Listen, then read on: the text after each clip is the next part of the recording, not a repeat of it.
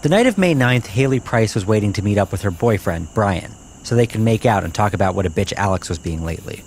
They're going to meet at their usual spot, the field outside the bottle cap factory. Bluff Springs is dark at night. There's only one streetlight, and it's the moon. You can see the stars, which is romantic as fuck. The two of them like to meet in the field and hook up in Brian's mom's old Camry. They liked it because the seats reclined all the way, and they thought it was cool that it still had a tape deck. That's pure romance when you're young and in love and don't live steps from the finest cultural institutions the country has to offer. Hayley loved that car. I do too. I mean, we've both grown up in that car, you know? But Brian texted Hayley to tell her he would be late. He was preparing an elaborate balloon sculpture depicting the two of them on a speedboat to pose under. Hayley told him not to come. It was getting late anyway, and she was cold. She wanted to go home. I was really hungry anyway, so I made this thing I called michos, and it's basically like nachos, but instead of chips, you use ground beef. But Hayley never did go home. Just a few minutes after sending that text, Hayley was shot, stabbed, drowned, strangled, and given a haircut. By 1:30 a.m., the life had drained from her supple body. At least, that's what the police say.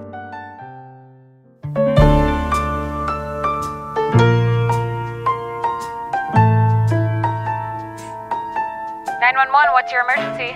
I can't see the moon anymore. Horrible. Just horrible. I'd keep an eye on Calloway if I were you. Oh yeah, he fucking did it.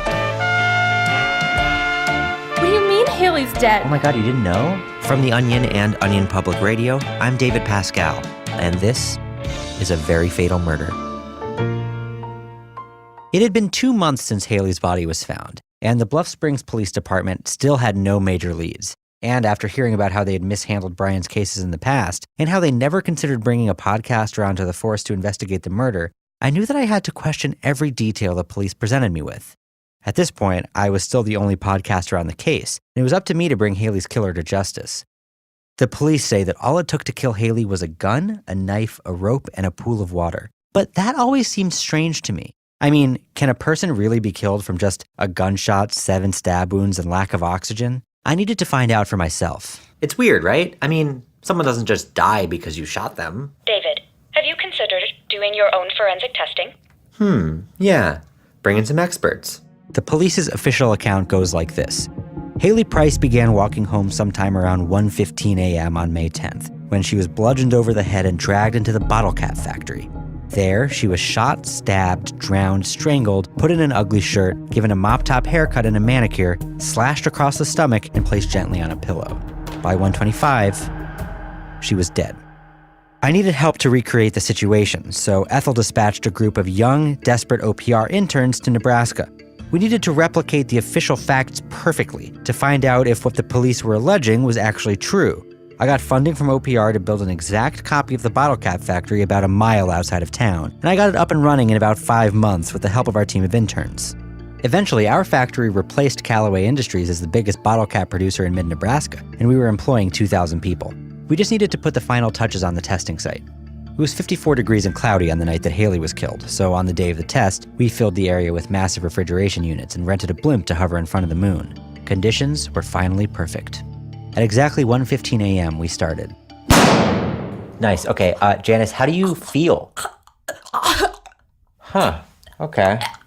So I guess it would have been possible under the right circumstances. It's hard to say for sure, though.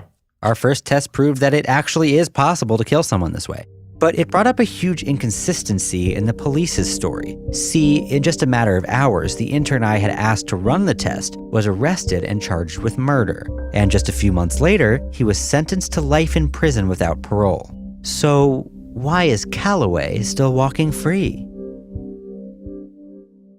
This episode of A Very Fatal Murder is brought to you by OPR Bottle Caps. OPR bottle caps are high quality and produced in a factory in rural Nebraska. They're perfect for any bottle and come in 3 great colors. Even better, when you support OPR bottle caps, you support small town America. Order online at oprbottlecaps.com today.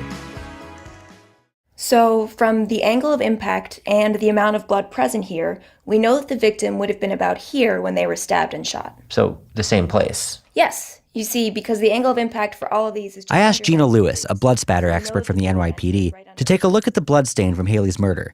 I was hoping that she could give me a better understanding of what actually happened, because she's from New York too. Now, what does that angle tell us about the income of the person who did this?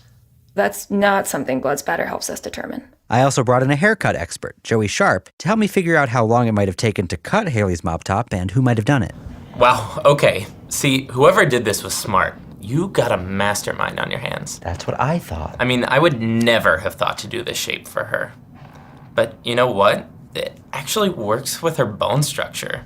This is insane. How long would a cut like this have taken? And keep in mind that we're in small town America and things just go a little slower around here. It's hard to say. I mean, a savant like this could get it done in maybe 20 or 30 minutes, but who knows what this guy is capable of. There was one detail about the case that the police had completely failed to address. How could the world be so cruel? Does evil live within us all? And how could such joy and such profound sorrow exist in the same universe? Well, that's a very difficult question to answer, but the Bible does provide some guidance. That's the voice of Father Anthony Scarmone, a priest at All Saints Catholic Church on 9th. If we look to Proverbs 11:17, for example, we see, "A man who is kind benefits himself, but a cruel man hurts himself."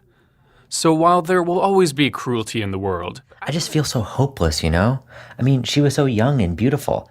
How could God let this happen? But what about Hayley's nails, the polish that had been painted just 15 minutes before police arrived? After scouring the internet and feeding Ethel thousands of pages of 17 magazine, we discovered what color Hayley was wearing. Midnight Plum by Wet and Wild. Interesting. Downloading Wet and Wild consumer data. We tried to find a connection between the Callaway family and the Wet n Wild Corporation, but there was none. In fact, Callaway had vehemently opposed the brand when it first hit shelves because he worried that it would drive his own beauty brand, Wet by W.O. Callaway, out of business. It's pretty rare that we see this few prints. The criminal definitely took precautions. You mean like wrapping their hands in $100 bills? Gloves is more likely. I talked to Paula McNamara, a forensic analyst for the state, about fingerprints found at the crime scene.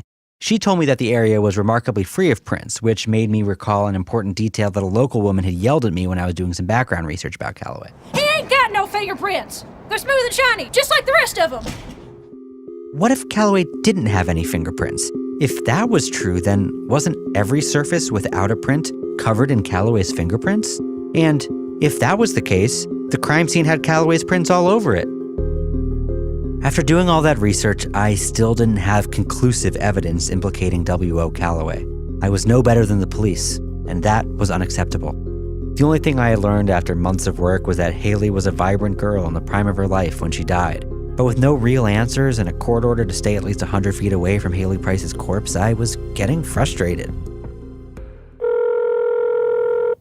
Can you say your name for us? Rachel Lawson. And your position? I'm a professor of screenwriting here at UCLA. Great. Okay, so basically, I'm on episode 4 of this true crime podcast, and I've got some really dynamite stuff, but I'm worried I'm kind of starting to lose the thread. Do you have any advice for what might get things back on track?